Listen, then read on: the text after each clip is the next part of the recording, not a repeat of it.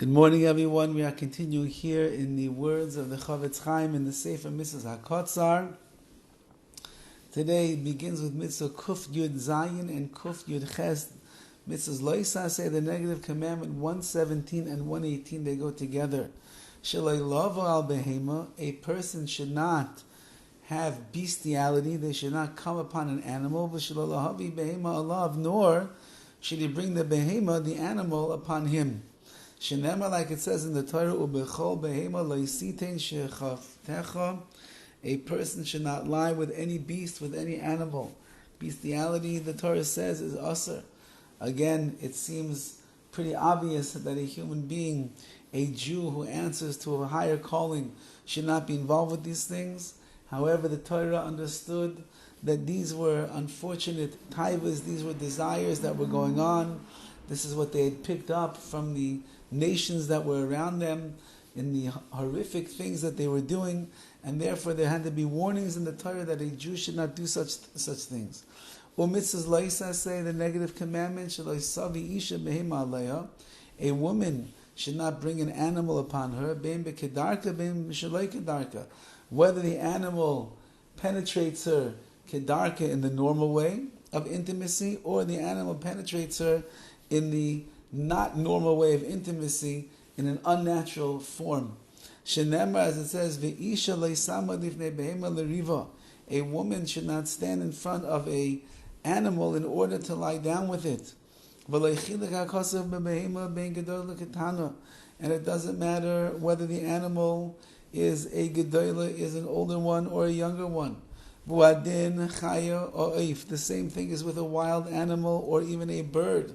If a woman would end up doing such terrible things, hakol beskila, in all the cases, the woman is punishable by the death penalty of skila, of stoning.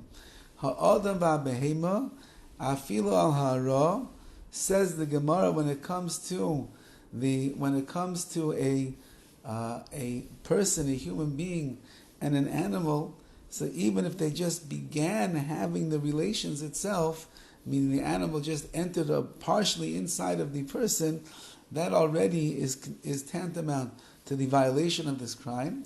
Ubaloi hasra, if there would be no warning that came to the man not to do such a thing, ha'adam bekares, he's going to get kares, he'll get cut off. Va'behema beskila, and the animal will get stoned. So an interesting punishment over here, and that is not only is the human being going to get the death penalty under the circumstances, but both of them, both the man and the animal from being involved, a part of such a heinous avera and a spiritual crime, even the animal has to be destroyed.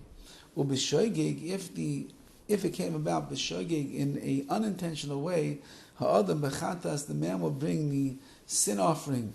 V'habehema petura, and an animal obviously cannot bring an offering on its own; it will be exempt from bringing.